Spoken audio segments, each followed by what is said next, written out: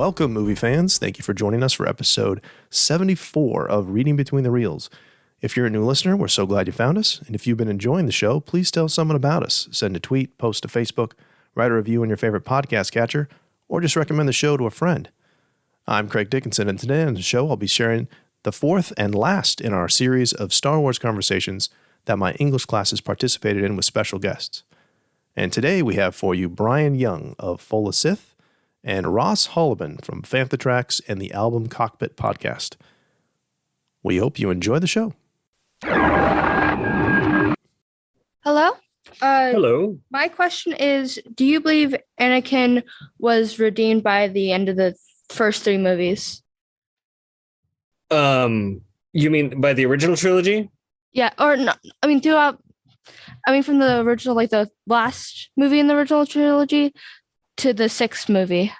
I think I believe he was redeemed at that time. I think redemption is a really personal thing. Personally, he was redeemed.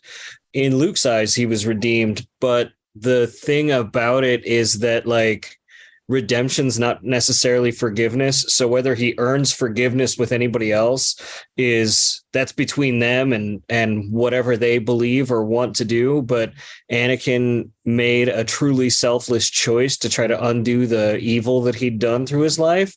And so personally, yeah, he was redeemed in that way.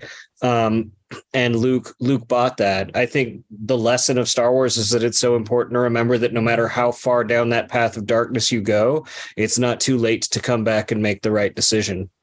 Thank you. How did Vader know that Luke was his kid? So, in the movies, they don't really explain it at all. In the comic books, basically it's a matter of inferring information in the movies that naturally, if there's a year between or 3 years between A New Hope and Empire, Vader would have made some inquiries to find out who it was that blew up his Death Star. In the comics, they explore that idea, and he goes out and finds he hires Boba Fett and Black Chrysanthemum, who maybe you've seen in The Mandalorian, to track down that information and find out where the kid came from. And then Vader starts piecing together his lineage. Dr. Aphra ends up going and dealing with the Undertaker on Naboo to find out whether or not the kids had been if the kids had died with Padme as well. And he sort of pieced these things together before his confrontation with Luke in Empire Strikes Back. He knew she was pregnant, and they told the galaxy she still was when she died. But when a kid named Luke Skywalker destroys your Death Star, you're gonna ask around and find out what's going on with that. Okay, thank you.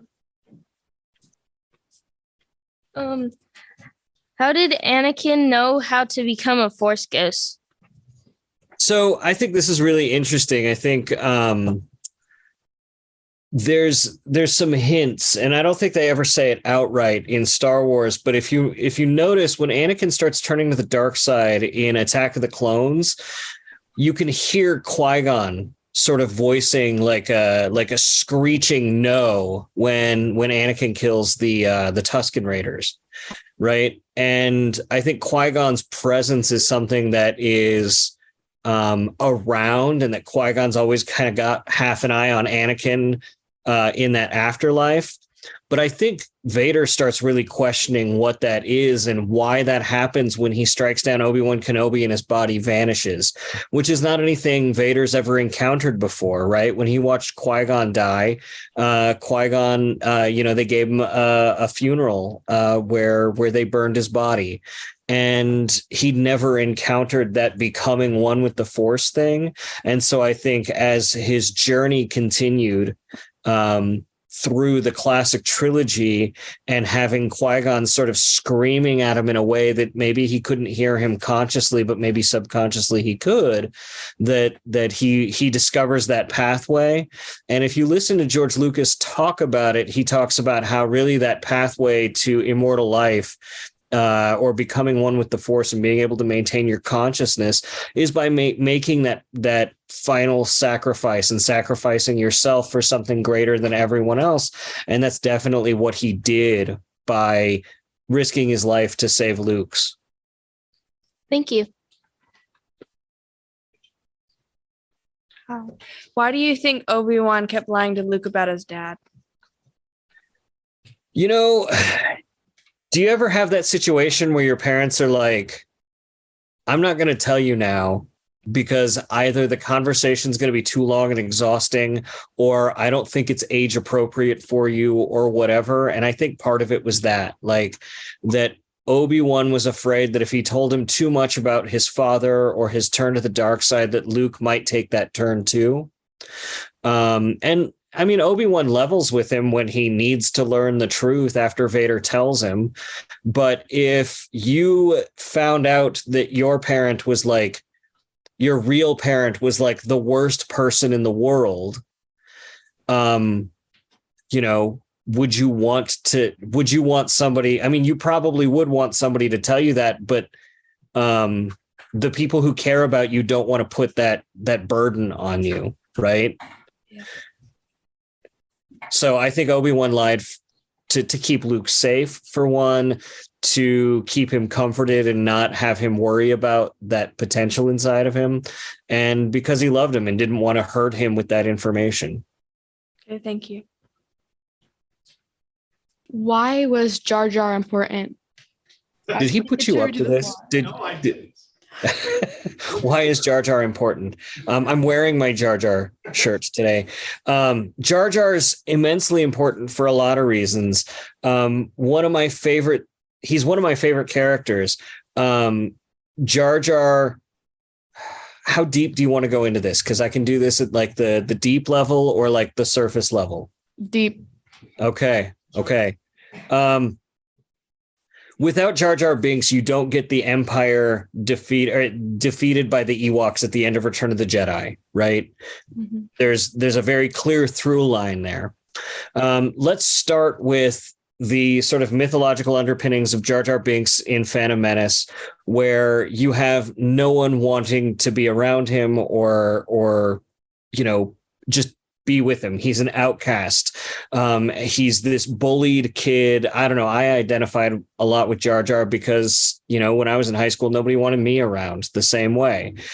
But Qui-Gon is a Jedi and really needs to be respectful of all life and sees something in Jar Jar, an inherent worth that no one else does, because he's really listening to the will of the Force and how we're supposed to act and treat people. We need to treat everyone with an inherent dignity, no matter how annoying we might think they are. So Qui-Gon drags Jar Jar along, even though he doesn't necessarily have any value or add anything to that, to his situation, until he's able to unite the Naboo and the Gungans together by the end of the movie. So you can see that Jar Jar is important, even in the context of just Phantom Menace, where he is bringing the Naboo to the Gungans and they have had a frosty relationship through the entire, their recent history in general. They're able to beat back the Trade Federation. Fast forward to Attack of the Clones, where you have like Palpatine going like, how did my plan not work? Oh, it's because of this guy, this useful idiot who thought he was doing the right thing and helping people, but I can use him too. And so that's how Palpatine manipulates Jar Jar into creating the clone army. So Jar Jar is important in that regard too. Now, fast forward to Revenge of the Sith, the Jedi all are purged largely.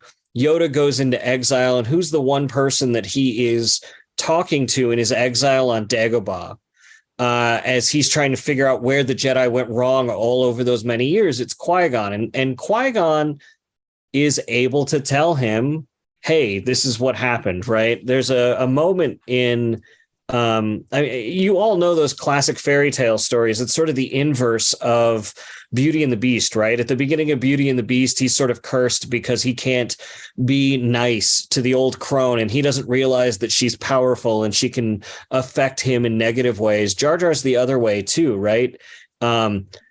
everyone treats him poorly, even though they don't realize the good things he can do for them. And when they finally do treat him with dignity, he does those good things for him. So Qui-Gon's explaining this to Yoda. So when Luke shows up on Dagobah, who is it that Yoda's acting like? When he first meets Luke, he's acting like Jar Jar. He's obnoxious. He's useless. He's poking holes in what the Jedi might be. You know, he says, "Oh, wars not make one great."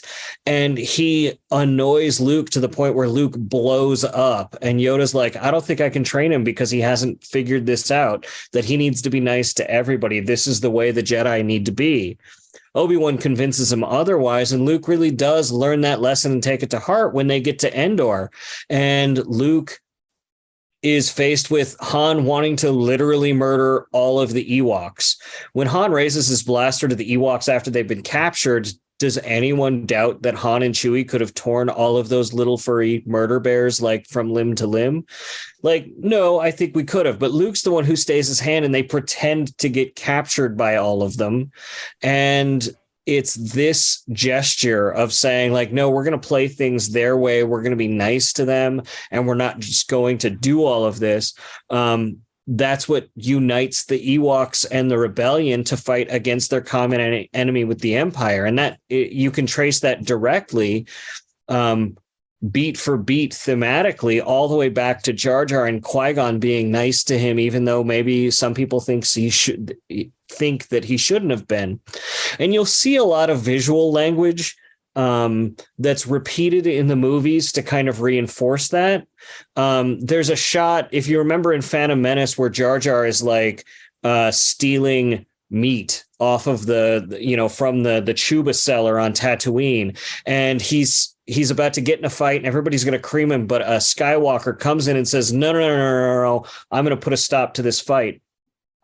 It's shot in exactly the same way in Return of the Jedi when Chewbacca sees that weird meat, in on Endor, and he goes for it, and they end up in the trap, and then the Ewoks want to fight them, or they want to fight the Ewoks, and it's another Skywalker who stays his hand.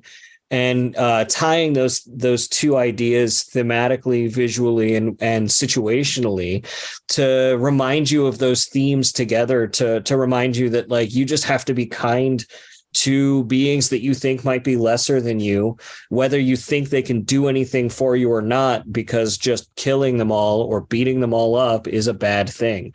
So Jar Jar is incredibly important.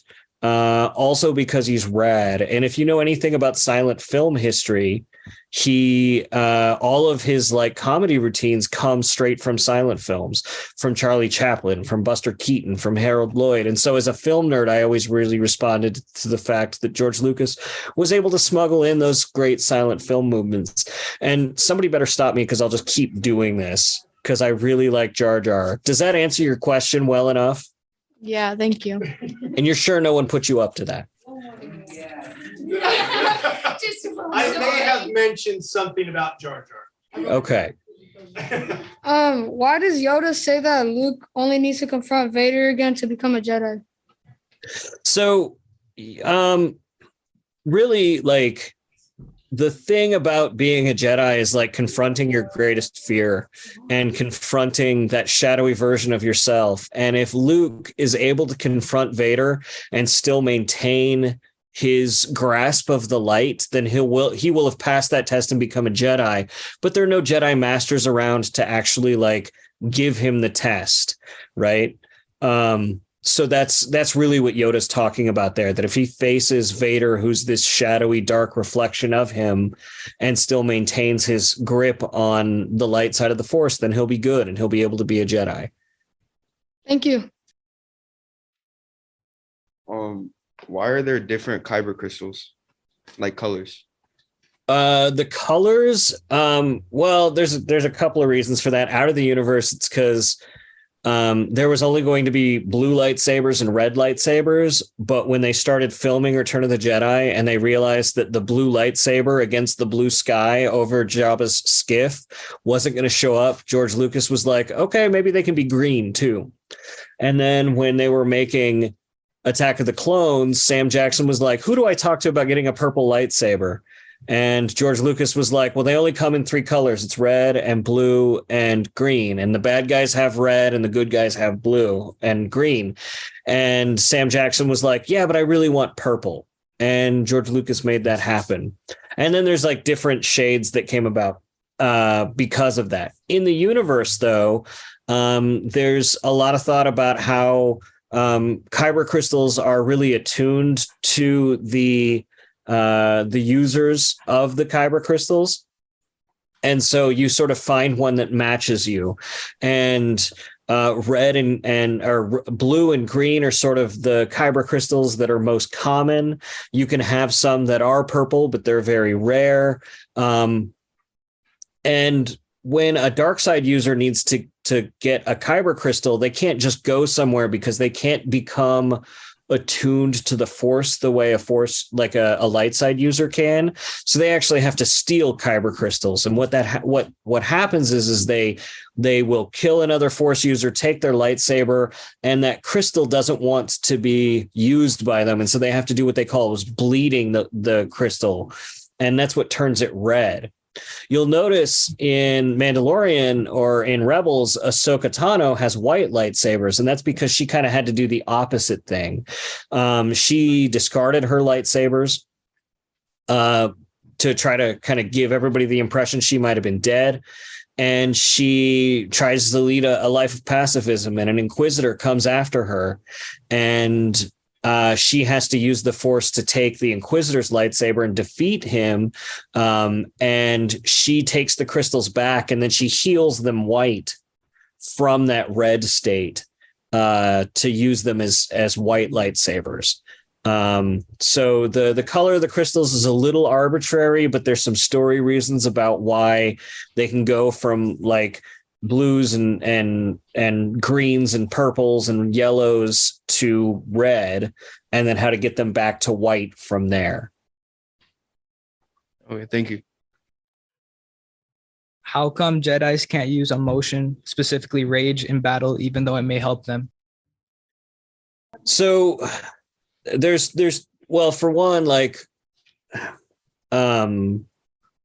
Yoda says pretty specifically that it's not better or more powerful. It's only quicker and easier and more seductive. And Yoda tells Luke that once you start down that path, forever it's going to dominate your destiny. So if you give into your rage once, you're going to give into your rage again, and you're going to give into your rage again. And because it's easier, you're not going to master the things that you need to do in order to be more holistic and more measured and balanced about how you use the Force. So you're going to abuse it more and more and more. Rage is not a useful emotion to have generally, and pushing that on other people is bad. And it's interesting, George Lucas talks about the philosophy of balance in the Force. And balance in the Force doesn't mean an equal number of light side users and dark side users. It means that the Force is balanced between people who it's balanced where people aren't manipulating it in evil or bad ways or dark ways, and the people on the light side are using it for good. And you can't really do things for good in its totality if you're giving into rage, because that's doing bad to you. Being filled with rage doesn't feel good, right? It doesn't feel good on you. And so it causes a damage and makes things out of balance, right? So that's why the Jedi aren't encouraged to do that. Thank you. Would you consider Anakin being a sympathetic character after joining the dark side? Yeah, no, I mean, Anakin has always been really sympathetic to me. I mean, I'll make no secret, you know, my oldest kid, his name is Anakin. So I always found Anakin to be sympathetic. Here's the thing about Anakin, though, is that like when he turns into Darth Vader and he starts killing people, like there's a sympathy in how he was manipulated. There's a sympathy in how he thought he was convinced he was doing the right thing, even though it was absolutely the wrong thing. And there's a sympathy in the fact that he took away the life that he wanted and the ability to spend his life with the people he loved and the people who loved him, whether that was Padme or Luke or Leia, because of that rage and that anger that he felt. And there's a sympathy that he realizes all of this on his deathbed when he finally rescues Luke. Does that mean that the stuff he did was okay? Absolutely not. But there is definitely some sympathy there, especially in that he was manipulated into thinking that was the right thing. Okay, thank you. Do you think there's a moment when Anakin can no longer go back and is destined to the dark side? So I mean, like, if he would have let Luke die, that probably would have been like, if he would have let Palpatine kill Luke, that probably would have been the point where if that didn't bring him back, nothing else would or could. But if you study storytelling that George Lucas was looking at before this stuff, Anakin's story really, oh, wow. Siri tried to get in on this. George Lucas was kind of patterning Anakin's story and that redemption at the end of his life after Faust. And you'll hear about people making Faustian bargains and things. And Faust was a character in literature that made a deal with the devil, and sort of the deal was that, you know, the devil would get his soul and whatnot. And he does all these horrible things, but he recants on his deathbed. And in certain Christian mythologies, that idea is that, like, as long as you repent for your sins, you're going to be able to go to heaven, and Satan is not going to have any sway over you, whatever, right? And George Lucas was taking all of these comparative religions and mythologies and sort of emulating them into Star Wars. And Anakin is that embodiment of that particular myth that sort of cuts across a number of different religions and cultures, where he makes a deal with the devil, who's Palpatine at this point, and then comes back at the end, and the devil ends up losing that situation. And that just goes back thousands of years of human history and storytelling. And that's why I think Anakin was always going to come back, is the story is just designed to do that. And if you get into comparative mythology and the work of Joseph Campbell that George Lucas was studying when he was writing Star Wars, all these stories are intended to do is give us modern mythology to help us defeat these worse impulses in ourselves, and to give us life lessons that we can use as usefully as Greek mythology or Sunday school or whatever. And so I feel like I answered your question, but I think I went I took a left turn at Albuquerque somewhere. Okay, thank you. Hello. In the prequels, why couldn't the Jedi sense that the Chancellor was Palpatine? I mean, Darth Sidious.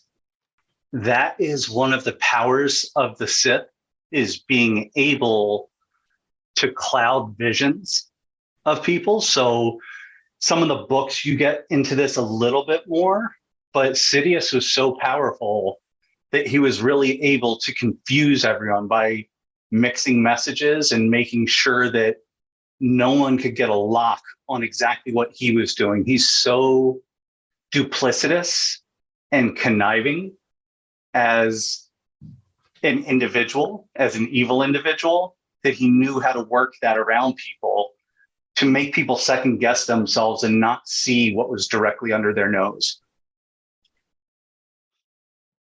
Hello. Hi there. Do you believe that Anakin was the chosen one, or do you think it was Luke? I'm going to stay with Anakin. And just from that level, although if you're looking at the question the whole way around now, you could almost consider it being Rey as well. So there are multiple ways to look at it. I'm going to stick with the initial because it forced Palpatine to do something different, because it got his own Sith apprentice to turn on him. So I'm going to stay with Anakin getting rid of Palpatine as Darth Vader. Thank you. Yeah, thank you. So I have one big question. What do you feel would happen if Qui-Gon never died? Oh, I think it all gets different then. Like, it is, you know what? Building on the previous question, it still unfolds that way of Vader / Anakin turning to make something happen. But I think we get there, and there's an audio drama and a book that talks about the visions that Qui-Gon had more. And I think that Qui-Gon would have helped everyone kind of guide there a little bit differently, because he was willing to push against the Jedi Council a little bit more. So that's where, one of the themes that I think is very important that doesn't always get talked about in Star Wars is being a critical thinker and learn things and learn what people are teaching you, but don't be afraid to question things sometimes. Know why this is happening, but you should be able to have questions. This is probably the worst thing that Mr. Dickinson wants me to say, but sometimes rules are there to break them, but you have to understand the rules and why they're in place first. So I hope that answers. That is a long, arduous way of saying it, but Qui-Gon's the man. I wish he was still there and driving through everything. Thanks for answering the question. Thank you. Hi. During the Phantom Menace, Qui-Gon likes to talk about the Force guide them to their fate. Yet at the same time, he spends a lot of time manipulating the Force to get what he wants. Mm-hmm. Why is that? Okay. Sometimes people have beliefs and they feel so strongly in them that they're willing to aid them a little bit to get what they want. And that is a human trait, but that's also sometimes a human fallacy of or fault, where it's just like, oh, you know what? I'm not just going to let things happen naturally. I want to make sure it's going in this direction, or at least give it a little bit of a nudge. So that's a little bit of human nature. And I think that's George Lucas playing with that idea and saying, okay, this person's a Jedi, but there's still humanity about them. They're guided by these points. But we all need to remember at the end of the day, we have to hold ourselves accountable for the decisions and the actions that we make. And sometimes people will justify, oh, I'm doing the right thing, so it's okay if I cheat a little bit here. So that's where you had that moral dilemma. And that's something that I think we're going to learn a lot about from the High Republic, and then the newer movie that's coming out that's even before the High Republic about the Jedi. So I'm just over the moon about the idea of that happening.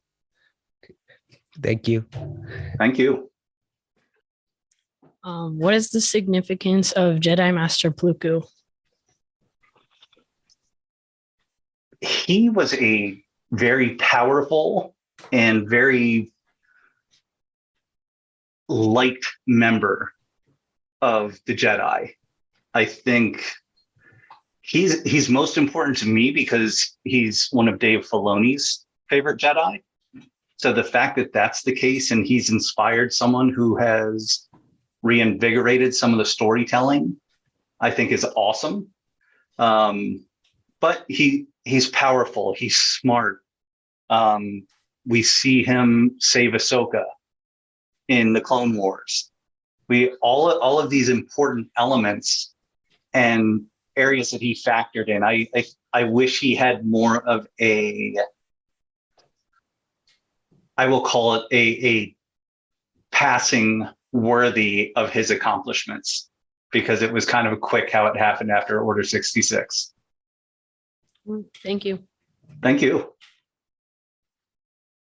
Do you think Qui-Gon and Obi-Wan would have found a way to train Anakin if the Jedi Council would have said no? I love the idea that they would.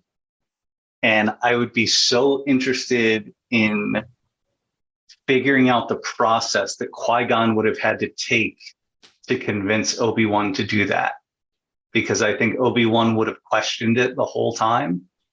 But I also think he cared so much about Qui-Gon and believed in him that there was a chance that he can get nudged. Like, think about anything that any of you are doing at times, and you have a friend kind of peer pressuring you into something where you're like, here's the rule, but maybe it's not going to hurt anything, and you have to start judging, how's this going to work? So I think that is a brilliant question and super fun to think about how that would have played out. Hi. Okay, so I'm curious about why do you think that Obi-Wan disappeared when he turned into a Force ghost? Because we see that Anakin, Yoda, and Qui-Gon. yes, they don't disappear. So why do you think that Obi-Wan did? And is there another Jedi that disappeared when they died? I don't know that someone, and I think we're going to keep learning about that, because that's some of what they teased with the Kenobi series on Disney Plus, was how hard Obi-Wan had to work to finally see Qui-Gon, because Qui-Gon was the one that figured out how to do it. And then he started teaching everyone else. He taught Yoda how to do it. And I don't think Obi-Wan, when Vader took him down, I don't think Obi-Wan fully understood it yet, how to do it. So that's my interpretation of it. I think you can get a lot of different vantage points for it. And it's something cool to leave up to your imagination. And that's a beautiful thing about Star Wars, is there's so many things that we can all look at and say, okay, this is the general theme. This is what happened. There's different ways of looking at it. And that's why they have the series of books called From a Certain Point of View as well, because everyone can look at things differently. If every one of you in this shot right now that I see watched a sports play, watched a moment of a film, of a TV show, or had to look at music lyrics and break them down, it might mean something different to you, or each of you may explain it a little bit different. And that's a beautiful thing, is to be able to communicate with one another, so we all get to share those messages together. All right, cool. Thank you. Thank you so much. In your opinion, how many people in the Phantom Menace knew that Padme was the queen and her bodyguard was a decoy? I want to say there might have been 2 or 3, and they were all in the Naboo Royal Guard. And they kept that very tight-lipped. There are books by E.K. Johnston that talk about it a little bit more. So that is, I don't know them as well. I've done a quick read of the first one, and it was kind of fascinating, the things that they had to do to become her body double. And they always tried to mix it up, mixing messages to confuse everyone so no leaks could ever happen. Thank you. Thank you. Why do you think Darth Vader betrayed Darth Sidious? Family. Like that's what it ended up being. It was, he saw what his legacy was going to be. If he let his son die there, his legacy could only go down that path. He had a moment of clarity and a moment of vision, and got a huge cheer in the audience when I was 8.5 years old when I saw Return of the Jedi in the theater. And I know I was a happy little kid at that point, seeing him make that turn and change things. But that's where I would put it. All right. Thank you. Thank you. Why was the first movie called The Phantom Menace? So This one's interesting because I think more often than not, they talk about Palpatine and how he's hiding as the Sith amongst people. So that's bigger for the large picture of things, but also no one had met Darth Maul yet. So he's a little bit of a Phantom Menace there as well. So you can look at the smaller scope of it with Darth Maul, but then the much larger scope is Palpatine and the Sith and how they've been able to operate so quietly behind the scenes, embedding themselves in so many different places. All right. Thank you. Thank you. Why do you think the Jedi Council was so hesitant to admit Anakin on their council, and the fact that they didn't admit him as a Jedi Master? So I think it is very much tied to how Congress looks at the internet right now, where they don't fully understand it and they're afraid of it in a lot of ways. And that's why laws can't keep up with what's happening with the internet. The Jedi Council, there was a lot going on that they didn't understand and didn't know. So they were afraid to have someone younger come in and possibly know more. So I think it was a big mistake on their part, because it could have kept Anakin happier and more fulfilled.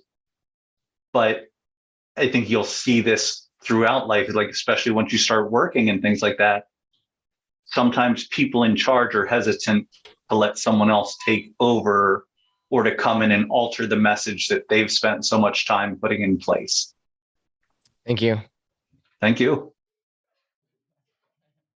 Hi. So my question is, when Anakin was being tested, like of his power with the Force, and the council said that he was too old to be trained, how come it wasn't like that for Luke? Yeah. Well, I think it was desperation at that point. There were no Jedi, so they had to take what they could get. And that was part of, I'm sure there was some level of prophecy that got factored in there as well. But it really was, the whole thing earlier on critical thinking. And there are going to be times where everything's nice and in order, so you get to run it that way. But at this point, there were no Jedi, so they had to bank on someone being able to save them so that they can start it again. And we'll see what happens when the new Rey film comes out, however many years from now that it is, as she tries to start the Jedi Order again and start training Force users. Thank you. Thank you. Hi, my question for you is, how different do you think the chains of events would have been if Darth Vader had known that Leia was his daughter when he first captured her?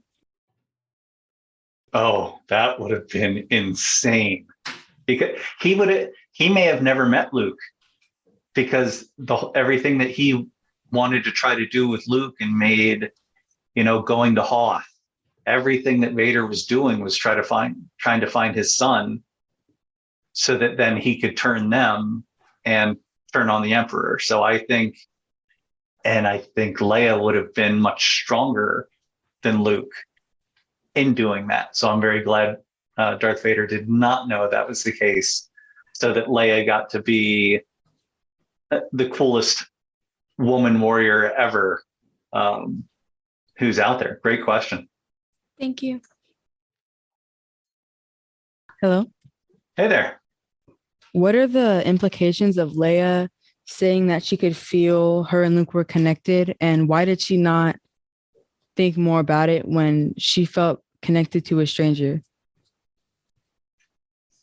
I think we've all probably been through that scenario. How many times have you watched something unfold? Anyone in the room there?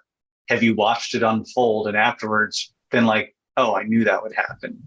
Or, I expect when you're in the moment, sometimes it's hard to recognize what is right there for you. So it's taking that moment, and you get those hunches, you get those feelings through things you're doing of,